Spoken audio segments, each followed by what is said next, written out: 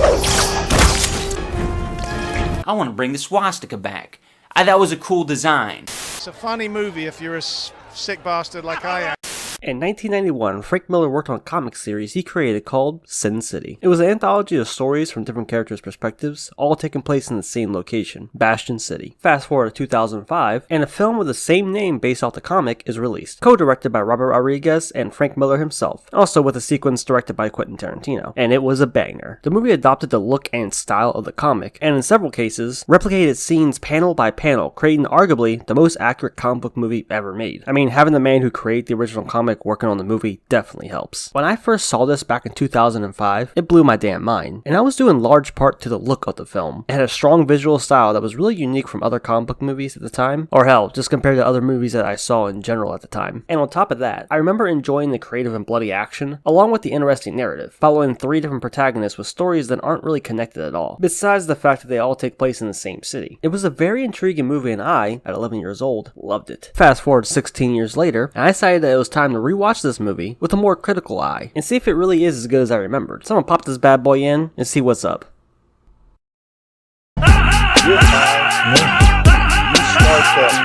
Yeah, this shit is still pretty awesome. Most of it holds up really well 16 years later, and is still a blast to watch. Now this might seem crazy, but there really aren't any complaints that I have at all. Usually when I go back and watch older movies, there are either smaller things that annoy me, or bigger issues that I never noticed before. But for Sin City, there really aren't any. Well, that's not completely true. There were a few things that I was gonna complain about. Like I was gonna mention the dialogue, how it feels a little weird and awkward, and at times very exposition heavy, but then I realized it's done like that by design. The movie is pulling most of its lines from the comic, and the comic itself is paying homage to noir movies of the 40s and 50s. So in that case, it's actually very fitting. And then after about 10 or 15 minutes, you actually get used to it, and kind of adds to the charm of the whole movie. And the same goes for the editing. Several scenes are like edited and cut really weird, like they're moving very fast, and sometimes scenes will have like a weird layout to them, or I guess like a weird framing. You know, the way the characters are like positioned or moving on screen. It doesn't really feel natural. But again, it's doing this intentionally because it's mimicking the comic. It's another thing that kind of feels weird at first, but after a while you get used to it, and then it becomes impossible to imagine the movie without it. So these two things seemed like complaints at first, but I actually end up enjoying them because they fit so well after you get used to them. But there are a few things that are a little goofy, like how characters go flying around after they get shot or hit, or characters are jumping from crazy heights and somehow surviving, or just unrealistic and far-fetched things that just happen, like a nearly 60-year-old character with a heart condition who gets shot up and somehow survives, but he also gets sent to prison for some reason, yet his partner isn't in trouble at all. There are several things like that throughout the movie, and really what you gotta do is lean back and let it take you on the wild ride. So these are things that might be perceived as bad or weak, or something that someone personally might not be a fan of, but honestly really looking at it, it's basically part of the movie's identity, and I can't imagine the film without any of it. And so at that point it kind of comes down to each person's personal preference and how they feel about it. But something that we all can agree on is the look and style. I love it, and to this day it's great. It gives the movie a very distinct look and feel. It's usually the first thing that people talk about because it is very unique, but also it's one of the things that the filmmakers worked hard on perfecting. But something that's even more impressive is that thanks to this neo-noir black and white style, it actually covers up some of the dated and spotty CGI and special effects. Because if you didn't know, most of the stuff, like the sets, the backgrounds, the props, are all computer generated, and would more than likely stick out like a sore thumb if it wasn't for the look and aesthetic. So much of this is computer generated that there's actually a featurette on the Blu-ray called the all green version, which is the movie sped up by 800%, so you can see how all the scenes of the movie originally looked, and it's all shot on a soundstage in front of a green screen. Most of the work that needed to be done was the post-production VFX. It still has its moments where it looks a little wonky, but overall it's still a visually fantastic film, and it shows the benefits of having a strong artistic style. Also, the whole movie was shot digitally, which wasn't as common in 2005 as it is today, but because of it being shot digitally, it made it easier for them to tweak and change things in post. And this isn't a big budget movie either, costing around $40 million.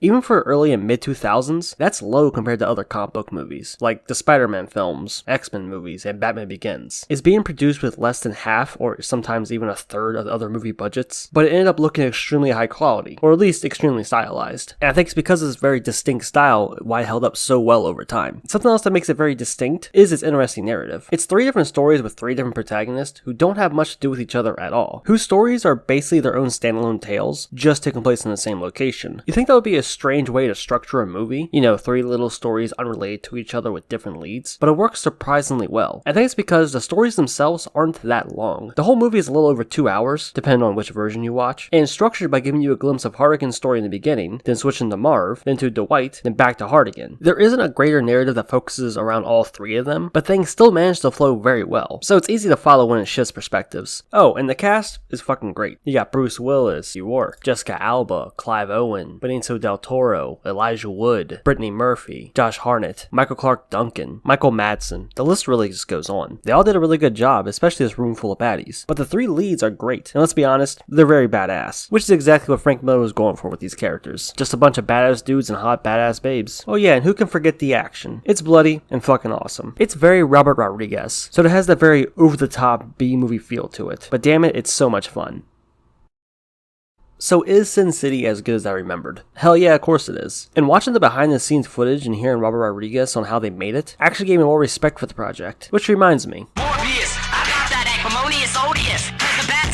I wanted to take a moment after talking about the film to talk to you guys about the behind the scenes process and bringing the comic to life. I think it's almost as interesting as the movie itself because this is a pretty rare case where the creator of the thing that's getting adapted is actually working hands-on with the adaptation and is part of the process. And more importantly, one of the people at the helm of it all. It's a really unique situation that you really don't see often. So Robert Rodriguez really wanted to adapt the comic series into a movie. So he made it his mission to seek out Frank Miller to get his blessing and to have him involved in the project. After going through Miller's agent and editor, he finally got a hold of Miller himself and flew him down to Texas to show him some photos and explain how he was going to capture the look of the film. But more importantly, he wanted to do a test shoot. He wanted to get a scene filmed and edited with Frank Miller there so that he can show him how serious he was about it and that it was possible to do it. And in less than a day, they filmed, edited, and added the VFX and had it theater ready. And that scene was the opening of the movie. And yes, the version that's in the final cut of the film was the one that they shot as a test for Frank Miller. They did that in 10 hours. Robert Rodriguez wasn't fucking around. He wanted to show Miller that it can be done, but more importantly, he wanted to respect the source material. In behind the scene footage, Rodriguez said that he wasn't trying to turn the comic into a movie, but instead he wanted to turn the movie into a comic. And this involved pulling from the comic as much as possible and trying to replicate the pages on screen. And that's basically what they did. Of course, there were several changes made, like adding more detailed backgrounds and adding a bit more color on certain characters and objects to highlight them so they could stand out some more. But for the most part, they recreated every single shot and every panel. Frank Miller is on the project as a co-director, which isn't common in Hollywood, but Miller said that he wouldn't allow it to get adapted unless he was in this position alongside Rodriguez during the process. And Rodriguez wanted Miller's involvement as much as possible, so he was more than happy to make that compromise. Well, I guess this would be a good time to talk about Tarantino's guest director sequence. So I always wondered, what part did Tarantino actually direct? Because not only is it uncommon to have a co-director, but having a guest director for only one sequence wasn't that common either. Unless you're talking about like anthology movies like VHS or the ABCs of Death, but it's not commonplace. So it turns out the one sequence he directed was the car scene when Dwight is talking to the corpse of Jackie Boy. So in case you always wondered, now you know. And if you're wondering how this actually came about, Robert Rodriguez and Quentin Tarantino have been friends for a long time, and have worked on several movies together. So Rodriguez showed him what they were doing, and just wanted him to hop on the project, and he did. I think this movie came out at just the right time, and with the right director, because computer-generated technology and green screens were making huge strides, and Robert Rodriguez spent years at this point playing around with green screen sets, and really trying to see what he can do with the technology. But more importantly, he's a very hands-on director, and spent years editing his own movies. So he knew how this stuff worked, and what was possible, and how best to go about trying to pull off the look of the movie. Also, I should mention that he also scored several of his own movies, and Sin City is no different. Also, he's one of the co-writers and cinematographer. I have massive respect for this guy, and given how much respect he has for Frank Miller's comic, I think having a director that's this involved and meticulous in his work is what the project needed to be pulled off as well as it did.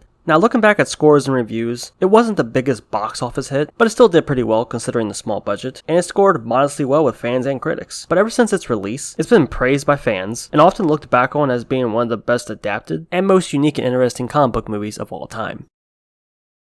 Well, that's going to do it for the video. Hope you guys enjoyed. If you did, go and drop a like on it. And leave a comment, let me know, what do you think about Sin City? Is it one of the best comic book movies ever made? Is it personally one of your favorites? Leave a comment, let me know. And of course, I'm going to give a nice big shout out to the channel members. I love you guys more than I love myself. If you're interested in becoming a channel member, click the join button down below, check out the perks, and if it interests you, consider joining. Or don't, it don't matter. None of this matters.